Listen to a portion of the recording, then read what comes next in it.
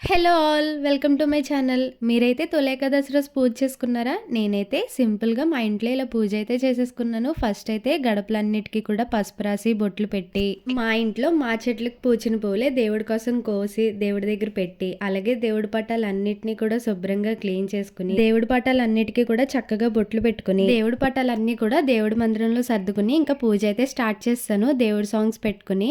ఇంతకీ తొలి ఏకాదశి స్టోరీ మీకు ఎవరికైనా తెలుసా? నాకైతే మా మావయ్య గారు ఇలా చెప్పారు. ఆషాఢ మాసంలో శుక్లపక్షంలో వచ్చే తిథి శని ఏకాదశి, దాన్నే తొలి ఏకాదశి అని కూడా అంటారు. అలాగే ఆ రోజు విష్ణుమూర్తి గాఢ నిద్రలోకి వెళ్తారు, అదే తొలి ఏకాదశి అంటే అని చెప్పారు.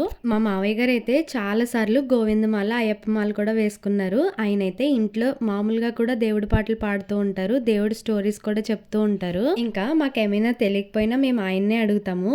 ఇంకా నా పూజ అయితే కంప్లీట్ అయిపోయింది. మీరు కూడా ఎవరైనా పూజ చేసి ఉంటే నాకు కింద కమెంట్ సెక్షన్ లో షేర్ చేయండి. అలాగే వీడియో నచ్చితే లైక్ చేయండి. Thank you for watching.